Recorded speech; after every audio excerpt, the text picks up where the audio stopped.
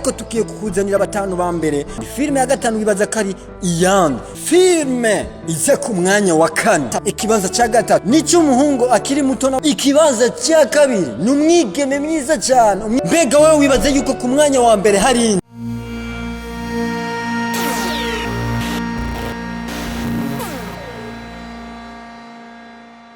everybody muri kumwe na Marizo ma connection agasore kari akompanye ndakubwira ati niza esthétique nyene ikiganiro twabazaniye nikijanye na filme zaranze indwi, filme zitanu zaranze indwi zisumbye ama views izindi filme zose ziri mu Burundi. Wibaza ko izo filme ari za nimba ukurikirana filme ndundi supportinga zino filme ndetse supporting n'abari nyuma yizi filme, ariko tukiye kukuzanira batanu bambere bagiye barahatwika ndetse bakoze ibigwi barapambana kugira filme ndundi igere aho yogeze. Ariko rero ndakubwira ko ngiye guhera ku filme ya gatanu. Filme ya gatanu wibaza kari yaranze, niyo umukobwa kiri muto, umukobwa w'amafreshere, umukobwa asa neza bise Mutoni Ornella. Mutoni Ornella filme yiwe yiswe Save the Dead, iri muri season 2 part 5. Iyo ni yo yaranze indwi yacu. Iyo filme ifise ibihumbi 29 by'amaviews mu minsi 5. Bivugwa ko uyo mukobwa ari karakora ndetse aticaye muri indwi yacu. Filme ize ku mwanya wa kane ni filme nyene kandi y'umuhungu akiri mutoya, umuhungu muto, umuhungu yifata w'imico na karanga, ariko bikereka kari karapambana kugira ashobore kuja muri top 5 y'indwi kandi yabonekanyemwo yanabikoze ngo yarimwo. Uwo ni suwundi ni wa muhungu bita Riba. Umuhungu yagiye arakora ibigwi byinshi, arapambana henshi, yerekana amafilme menshi, ariko nuno munsi yongeye kugaragara muri top 5 aho filme yiwe yitwa Ferouge episode ya gatandatu muri season 3 yagaragaye muri top 5, nayo nyene yamaze kuza nka filme ya kane. Iri kuri YouTube bitwa Lee Boys Films niho yibereye, ndetse mbega wo buri kurayikurikirana ifise amaviews ibihumbi 30 mu minsi 6 yonyene. Iyo ni filme ya Ribat. Shigikira zino filme. Tugenda ku kibanza ca gatatu. Ikibanza ca gatatu nico umuhungu akiri muto na wenyene mugabo yubatse n'ugwiwe ndetse yatweretse byinshi mu muziki indundi, bamwita Akesdan ntako atagira hose tumusangayo, ariko no munsi yagarutse muri top 5 yaranze indwi yacu aho filme yiwe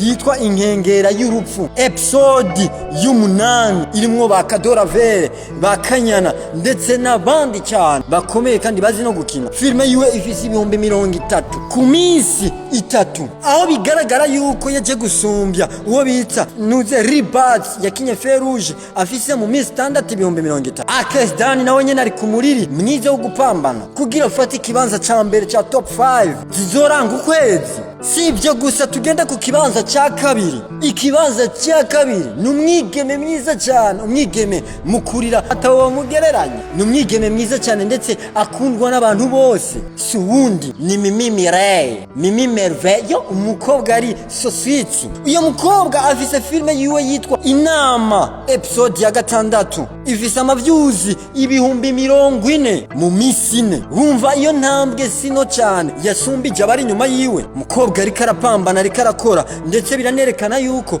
afise vision yica ashaka gushikako. Mimi Mireye yakinishije abakinyi nka Sabaz, Mutoni ndetse n'abandi beza cyane bakina tuguma tubona mu yandi mafilme. Si ivyo gusa, twoja no ku mwanya wa mbere. Ku mwanya wa mbere mbega wewe wibaze yuko ku mwanya wa mbere hari indi maruri amasegonda 5